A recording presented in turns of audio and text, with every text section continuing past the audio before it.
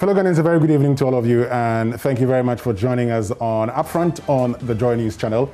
It's Wednesday, the 10th day of March 2021, and today in Parliament, well, the members of Parliament are discussing the State of the Nation address as delivered by President Akufo-Addo yesterday. Now, yesterday he said a lot of things, and according to Parliament, they would want to discuss or debate what the President said today and tomorrow so that the budget would be read on Friday.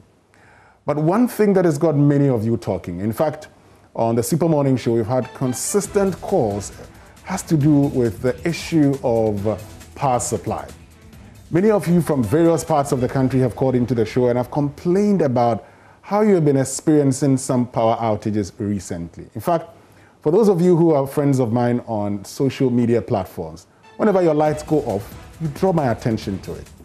And so today, in a series of discussions we're beginning on the true state of the country's power sector, we'll be finding out what is happening to the country's power sector. Yes, we do know that on Sunday, around 2 p.m., the whole country went off. The Ghana Grid Company Limited issued a statement and told all of us how they were working to deal with that particular problem. Yes, it was resolved, and Gridco seems to have identified the problem. But that's not all, because for many of you, before that particular nationwide blackout, and after that, you have been going through challenges when it comes to your power supply. If your lights are not going off, then you have low current. But how would a country that has had to cancel power purchasing agreements, in fact, take or pay and risk paying judgment debts, suffer at this very material moment? That is the conversation we're having this evening on Upfront. My name is Winston Amwa. Before I introduce my guest, who knows a lot about the power sector, I want us to listen to what the President, Nana Addo Dankwa Akufo-Addo, said as he addressed the nation yesterday in Parliament concerning the energy sector. Mr. Speaker, in the energy sector, the National Energy Policy 2020 has been completed to improve the framework and strategies to meet contemporary needs, energy needs of the country. The government has improved the financial sustainability of the energy sector through several interventions, including paying up the energy legacy debts that you left.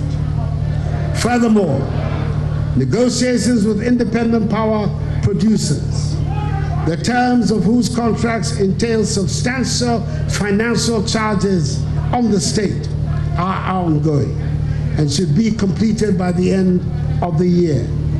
This should result in a more affordable cost of power for the Ghanaian people. Under the National Electrification Scheme, a total of 1,436 communities have been connected to the national grid, which has increased the national electricity access rate to 85.17% as of October 2020. My ambition is that by the end of my term, the figure will be 100%. The Ghana National Petroleum Corporation has accelerated petroleum exploration activities in the Inland Voltaigne Basin. It has successfully acquired and processed 2,538 line kilometers of 2D seismic data, analyzed 1,537 geochemical samples, and established a working petroleum system. A gas processing plant terrain is being constructed in the Western region to complement the Atuabo gas processing plant so as to increase dry gas delivery for power and non-power users. The Takoradi portion of the Takoradi-Tema Interconnection Project, TTIP, has been completed with an increased capacity of gas exports from Takoradi to Tema through the West African gas pipeline. GNPC and its private sector partners have advanced the work on the Tema LNG project Sub-Saharan Africa's first LNG regasification terminal, which is expected to come on stream in the course of the year to improve gas supply reliability for power and non-power industrial applications. Right, so that was President Akufo-Addo yesterday as to deliver the State of the Nation address to Parliament, and that's triggered a debate in Parliament today. They will continue tomorrow. But like I stated, we're focusing on the energy sector, particularly the power aspect of it. And this evening, we're grateful to be joined by former Power Minister and Member of Parliament for Pru East, Dr. Kwabena Donkor, who's joining us via Zoom. Dr. Kwabena Donkor, good evening to you, and thank you very much for joining us. We believe you're doing very well. Yes, good evening to you and good evening to your listeners. Great. So first of all, before we even get to the power sector, which is an area you know very well, let's find out your own assessment, your take on the President's State of the Nation address to Parliament yesterday. What do you make of what is contained in the President's address? Well, as the name goes, it is the State of the Nation address. It is a balance sheet of where we are, or it is supposed to be a balance sheet of where we are. And I am disappointed because we seem to be drifting away from that and moving into projections. There is the budget for that. So the State of the Nation address should tell us, as of today, for example, COVID is a reality. What has been the impact of COVID on our economy, on manufacturing, on health, on the various sectors? What measures are we taking short-term, medium-term to mitigate this? What are we taking from the COVID experience going forward? So that whatever we say or do is anchored on today's reality. But we are gradually, as a nation, turning the State of Nation address into a tool for political party propaganda rather than accounting to the people. Let the people know exactly where we are. That is my challenge. We're talking about that challenge. I remember very well former President Mahama, then Member of Parliament, talked about his assessment of a State of Nation address, the fact that you look at where we are, where we want to go, and how we intend to get there. And so, yes, it's important we talk about where we are, but projections also, and how we intend to achieve those projections, are not a bad thing at all, are they? No, it is the balance. It is the balance. For any corporate entity, and this is corporate Ghana, where are we today? It is only on the basis of where we are today that we can project into the future. But if the exercise becomes an exercise in projection, for example, the fight against corruption, exactly where are we on that fight today? Political violence, exactly where are we? We've just come out of elections. There have been some issues, including the death of about 8-9 people arising out of violence. So if I were in the shoes of the president, I will confront it. It is unfortunate that in the exercise of democracy, we should be losing lives. And what measures are we taking based on that reality going forward to mitigate, if not avoid, a similar occurrence?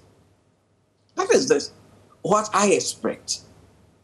One of our biggest concerns, and His Excellency President Akufo-Addo, when he first took office, alluded to that, the need to fight corruption. Where are we? The fight against Galamsey. What is the acreage we've been able to save? the nature of our water bodies. Has there been an improvement since we launched that fight? These are the salient points I expect to find in the State of the Nation address. Then having built that platform, you can then use it into a launch pad to tell us what else you'll be doing to buttress what you have done. Okay.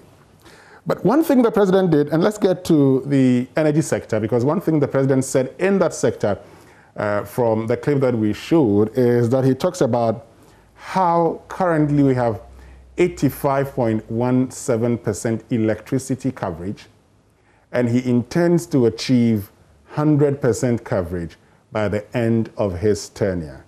At least that fits into what you are proposing, doesn't it? Well, he inherited nearly 84%, 83.7% at the beginning of 2017. 4 years. In 4 years, we've only been able to move the assets. And this is not consumption, this is assets. Yes. We've only been able to move the assets to 85.1 in 4 years. Mm-hmm. So what is going to be different? And in any case, we cannot have 100% access. Why can't we have 100% access? It's not the norm. It is not for nothing that we define universal access as 90%. Help me understand and something. That is where alternatives come in. Off-grid, etc., etc. We are still, in sub-Saharan Africa, we are at par with South Africa as the country with the the best electricity access. We are. And as a people, I think we can applaud ourselves for that. But His Excellency Nana Akufo-Addo is building on an 83.7% penetration when he assumed office. So it is not the number of communities you are going to account. You are going to connect, or you are connecting. And first of all, we don't even have the list. Do you doubt? So yes, we need do you doubt the number of communities? Do you doubt that? We've seen these communities repeated in almost every budget year. So you don't trust the president when he says, and let's get this clear. And if there is any mistake in this, I will personally not blame the president. I will not personally hold him responsible. His responsibility is that he appointed the ministers. Ministers and sectors feed the president. So if he's fed with wrong information, I will never give the president 100% target in 4 years. In developed countries, there are still areas that do not have access. And that's why we don't say 100%, but there are new areas coming up all the time. Okay, so let's deal with that a bit further. So sure. You say we cannot achieve 100% because there are new areas coming up all the time. But shouldn't we be attempting to take electricity to these new areas as they come up? You see, the first target ought to be universal access. And universal access is defined as 90% or more. Okay. Yes, so we should be aiming to have universal access. And is that achievable in 4 years? It depends on I want to see the budget, the resources being put in to actualize this vision or this dream. The dream standing in isolation can't say much. Out of respect to the office of the president, I'm very careful in my choice of words. Because as of now, this has no legs to stand on. It's the budget and the resources allocated that will give the dream some legs to stand on. So I'll be very careful pronouncing on its achievability or otherwise. If the track record is anything to go by, then we've come from 83.7% to 85.1% in 4 years. And so you're expecting up to about 87%. But the point also is that, well, you have only up to Friday to see the budget. So maybe we should just keep our fingers crossed. And precisely. On Friday. Precisely. When I see the budget, when I see the figure, when I see the allocation, quite often with the budget, it is not in the text. It's not in the text. The text can just be prose. Go to the tables, the figures behind. The actual allocation and eventually the actual appropriation. Okay, so let's get to the power sector, and that's the reason we're having this conversation today. And you've been power minister before. You were power minister at the time that we're going through one of our worst periods when it comes to power supply. In fact, the ministry was born out of a crisis, was created out of the crisis. Exactly. Now, when the country experienced a total blackout on Sunday, how did it feel as a former minister of power, and you say you solved Dumsor? Well, when the national grid trips, I don't think by any imagination I would call that load shedding. It's a systems trip. Okay. Yeah. But beyond that, I will be worried because of the persistent outages in some parts of the country. Mm-hmm. People around Kumasi in particular, the Tafun Shiaeso, Tafu Pankro, no areas that I'm very conversant, have persistent less, virtually no other day that there's no outage. Yes, that is a challenge. The one-off trip, I will not spend too much energy on that. You see, a system trip can happen for a number of reasons. There was a time in recent years when we had the systems collapse and therefore a system trip because of a situation in Ivory Coast, because of our interconnectivity. A plant went down suddenly and it created a systems collapse from our western corridor and our system tripped. Okay, so let's look at the persistent outages which you have identified. You say that is what is a cause for concern. Have you by chance, found out, do you know what could be causing this? Is it something that, apart from you getting worried, us as a nation, we should be worried about? Yes, we should be worried because of underinvestment. We are underinvesting in the sector. Remember, when I was power minister, I consistently made a distinction between load shedding and localized outages. You can have all the power generation capacity. If your distribution network is underperforming, arising out of inadequate investment, your transformers, your switchyards, etc., are molded, obsolete, and can no longer take the load. You have those blackouts and those brownouts. That is just one. Two, you may have the generating capacity, but if you do not have the fuel to power the generating assets, there could be a shortage in power supply. And then, of course, if you don't invest enough in your network, especially your distribution network, you could have challenges in those sectors. And I know ECG needs serious investment in distribution infrastructure. So it's a cause for concern. We should be thinking of how we're going to resource ECG and NETCO. Remember, we have two national distribution companies, apart from the private distribution company in the Tema Industrial Enclave.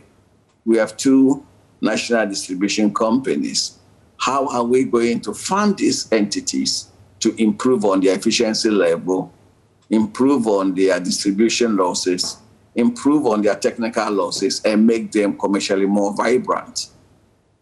How do we fund ECG when a lot of ECG's funding comes from the tariffs we pay to them? Yes, please. Are you suggesting that? Yeah. Are you suggesting that we pay more for electricity? You see, just raising tariffs alone does not solve the problem. 70 to 80%, if you take salaries, put salaries aside, 70 to 80% of the payables of the utility sector is dollar denominated. Mm-hmm. Over 90% of their receivables are CD denominated. So any disequilibrium in the exchange rate impacts negatively on the sector. So if we raise tariffs today and the CD keeps deteriorating against the dollar, against sterling and other currencies, we'll be back to square one.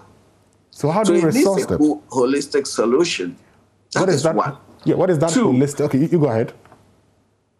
Yes, go ahead. Two, we need to improve efficiency right from along the whole supply chain. I cited some examples in the Chamber of Parliament today. There are technical efficiencies that we must address. For example, if you take the Contema plant, it's a 220 megawatt plant owned by or operated by VRA on behalf of the state. It's a simple cycle plant. With a little bit of investment, we can add a third unit, bring it to 330. But the third unit, which is the heat recovery, that unit will be powered by the exhaust heat of the two turbines. We'll bring it to 330, increase generating capacity, not using extra fuel. And therefore, we'll be able to bring down the cost of generation. It's not only Contema plant. If you, in the same Tema corridor, there's a Senate plant called Senate. And there's a BRA plant also with 110 capacity sitting in the same yard. They both sit in the same compound. They are simple cycle plants. We need to convert them into a combined cycle plant to improve efficiency, reduce cost per unit. So it's from the base, the generation end, we can improve efficiencies to lower the cost. And then going through GridCo, we can improve on GridCo's losses and then get to the last mile, especially ECG and NETCO. Some of their generators are outmoded. Indeed, when I was deputy minister in 2009, I went to Obuasi to inspect one of the stations. Mm. There was a transformer there that was older than me. Really? Yes. And it's still functioning? And so, yeah, and that is serious. And so there is the need to retool. There is the need. We've done a bit. I'm not saying Ghana, we haven't done anything. We've come a long way. But there's still so much to do. Unfortunately, underpinning our challenge is a national indiscipline. in the power sector. A national indiscipline how is that which affecting has become us? A cancer. How is that affecting us? If you go to other jurisdictions, you can't even install an air conditioner without planning permit. You can't put up a structure without planning permit. In this country, planning permits rules are adhered more by the non-adherence to them than the other non-compliance and compliance. What this does is that it gives the utilities and planning authorities an indication of new growth areas so that they can plan in tandem with the special growth being experienced. But what you don't do it, you site a transformer in the community. In 2 years, that community will have outgrown that transformer, the size of the transformer, and yet we were not notified. That is the indiscipline I'm talking about. Our inability to adhere to planning regulations, especially spatial planning. And is this something you tried addressing while you were in office? No, I didn't. Why didn't you? Because I was in office in a crisis. And in crisis, you solve the immediate problems first. Our people say you don't stand in an ant colony and remove ants. But these are the medium, long-term things we should be doing as a people. They need, and this could not even have been addressed by the Ministry of Power or the Ministry of Energy. The responsibility squarely rests with the Ministry of Local Government. At least you could have teamed up with them, but you've talked about a holistic solution when it comes to financing. In a year, my brother, in a year, if you have a house burning, would that be the time to be organizing beauty contests if your house is burning? Let's put things in context. In that year, critical year, it was not possible. Okay, let's get to the holistic solution that you talk about, that helping resource ECG financially. And you say we do that holistically. How do we go about that holistical approach that you talk about? By, first of all, depoliticizing what needs to be done. ECG is owned 100% by the Ghanaian state, the people of Ghana. In ordinary business, in normal business, and remember ECG is a corporate entity, so is NEDCO. Periodically, there's the need for shareholders' equity to be injected into it. That is one. Two, there is a need to have a targeted program of improvement, a program to improve efficiency in key areas, so that the savings arising out of, the gains arising from the efficiency gains can be used to promote other areas within the organization.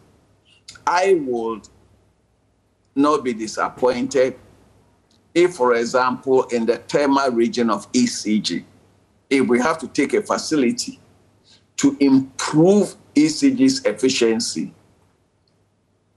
in order to make savings, the savings will pay for the facility that we're taking. I'm using the Tema region because if you look at the landmass of Ghana, NEDCO's territory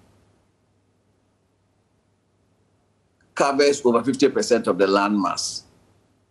However, power consumption in the Tema region alone exceeds that of the whole of the NEDCO area. Okay. And so the NEDCO area is compact enough that if we are able to put the necessary investment to go with an appropriate management practices into that area, and we are able to reduce operational costs, there will be savings to move to other areas. And there are new technologies. For example, we now have smart cables, smart meters, smart transformers, but they cost money. So that is just the ECG end. There is the GridCo end, and then there is the generation end. And when it comes to the GridCo end, what do you suggest we do? More investment. GridCo has some 330 and 161 lines. The 330 kVA lines are more efficient in that they leak the least. So the higher the volume, the lower the transmission losses. So GridCo should be funded to elevate more of the 161s to 330. And then, of course, there are substations. Improved substations also will mean lower transmission cost. Okay, now, I mean, you've talked about shareholder equity and all of that. This is the government of Ghana, and over here, when I say government of Ghana, irrespective of, the time, in the past owed ECG a lot of money. You had to take, a lot of agitations to even have government settle its debt owed ECG. Now, this same government of Ghana, you're asking to inject funds into an entity when it took it a very long time to settle debts owed that entity. How feasible is it for the government of Ghana to pump money? Shouldn't we be looking at maybe adjusting tariffs so ECG can raise that money? Or do we reconsider concession agreement as we tried doing in the past, Dr. Kwabena Donkor? Adjusting tariffs in isolation does not solve the problem. If we adjust tariffs and the exchange rate regime goes against the entity, whatever adjustment gain is immediately eroded by its forex losses. Of course, that has historically been the simplest route. But do you continue doing the same and expect different outcomes? If we have to adjust tariffs, it should be done in the context of a holistic program. Are those tariffs additional revenue? Are they going into administration? Okay. Instead of our organizations getting leaner, we are rather overstaffing a number of our organizations. What are you suggesting? I am suggesting a holistic approach. Let's debate the whole, not just ECG, but also NETCO, VRA. Indeed, my party had reasons to raise concerns about huge recruitments into VRA, GridCo, ECG, etc. in very recent past. So you're suggesting we are overstuffing these institutions, and we should consider... Yes. And that is only one. I don't believe in simplistic solutions. Holistically, we should look at administrative costs. How do we reduce administrative costs? Because it's a cost factor. It adds up to the build-up. How do we improve technical efficiency? How do we have less stealing? Some Ghanaians steal power, including companies, factories. They steal power. There's no nicer way of saying it. So how do we reduce the theft of power?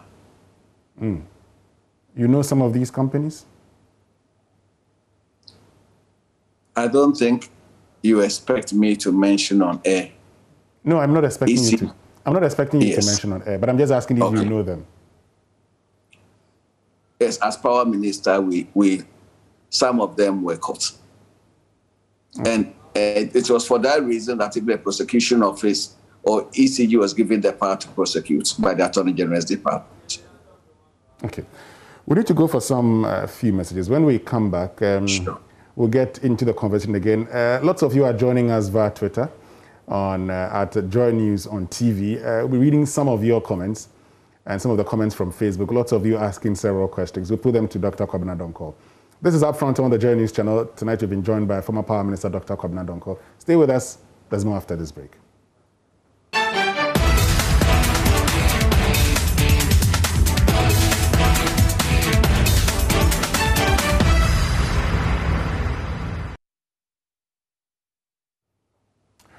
All right, so welcome back, and thank you very much for staying with us here on Upfront on the Joy News channel. And tonight we've been joined by former Power Minister Dr. Kwabena Donkor, who's also the Member of Parliament for Pru East. We're trying to understand the challenges we find ourselves in currently. And he's been explaining, he's talked about the fact that there could always be a system challenge. He's, however, concerned about the persistent power outages in certain parts of the country. Now, some questions that have come in. So the persistent power outages in certain parts of the country, would you describe those as Dumsor or a return to Dumsor? Well, I have never accepted the term Dumsor to mean what people think it means. I have always differentiated between load shedding and localized outages. And load shedding arises out of inadequate generation. We are being told that we even have excess capacity. Unfortunately, too often, people confuse, including others deliberately doing so, confusing installed capacity with available capacity or dependable capacity to achieve political objectives. Unfortunately, that is, so it blurs or fudges the discussion. But assuming with that admitting that we have excess capacity, then generation should not be a problem, provided we have the money to pay for the fuel, and as well as paying the IPPs for what they have generated. So that's load shedding. How about the localized outages? What does that mean?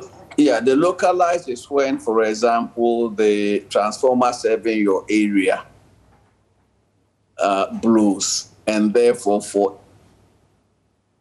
12 hours a day that it takes to replace that transformer, you don't have power, or you have unreliable power. I say unreliable because if our distribution infrastructure is up to expectation, if your transformer blows, your area, we should be in a position to transfer the load of your area to another transformer in the neighborhood. Okay. But if we don't have that excess capacity in the other transformer to transfer the load, you may have a brownout. So we have those issues. But we fundamentally, as a people, we refuse to plan. And it is worrying. And then we are so contradictory. Today in Parliament, a colleague produced a document emanating from the ministry in 2019 that claims we even have excess gas supply. And when we make these political statements without the appropriate caveats, we create the wrong sense in the minds of people. If we have excess supply of gas, why are we, like the president said in his State of the Nation address, why are we bringing in LNG? If we have a temporal excess, let's say it's a temporal excess, because some plants are down, some plants are coming on stream. But if we go around, say, we contracted excess gas supply, and in less than a year, you are doing an LNG, which is basically importing gas, are you being disingenuous or being economical with the truth to Ghanaians? So we should look at our gas supply. 4 years ago, 5 years ago, it was on the books of Ghana Gas to construct a gas pipeline, independent second gas pipeline, from the oil fields in the west to the power corridor in the east. And along that pipeline, we could supply gas to industries along the pipeline. So all the way from Takoradi, industries in Cape Coast and other places could be supplied with gas for their operations. Gas to burn their furnaces will be cleaner, it will be cheaper, it will reduce their cost of production. But we'll also have a reliable supply of gas in the Eastern Corridor. That pipeline was meant to be a dual flow, have dual flow capability.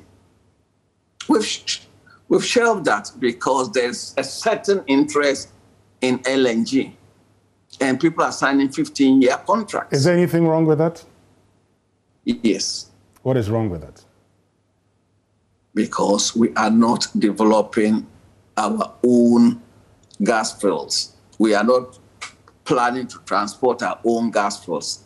Gas is not only for power. Are you going to import LNG for factories? Whereas our own gas, and remember, we have more than one gas producing field. Mm-hmm. Our own gas could be used both for power and for industry to reduce our cost of production. Okay. So we should be thinking more about the national interest. But there is a certain buy and sell tendency. If you go to import something, you will become the agent of the company supplying, and there's an agency fee. But we can do better than that. We absolutely, and we must.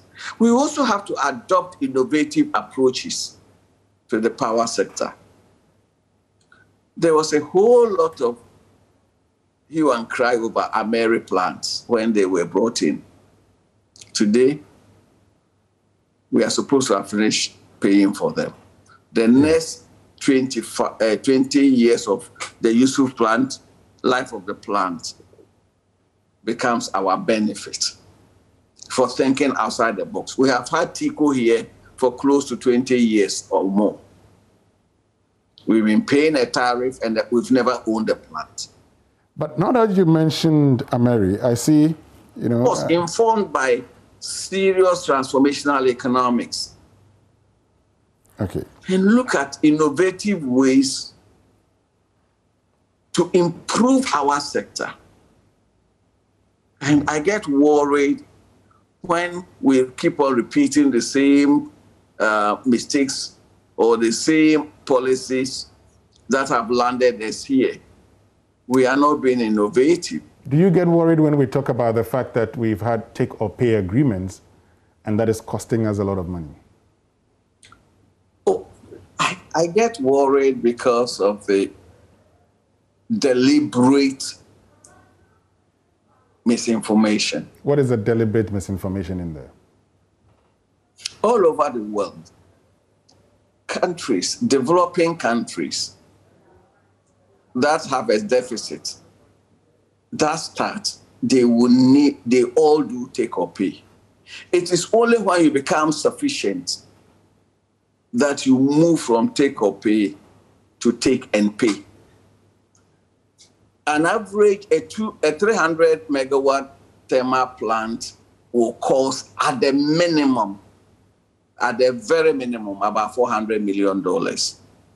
Which investor is going to put $400 million in your economy without an assured offtake?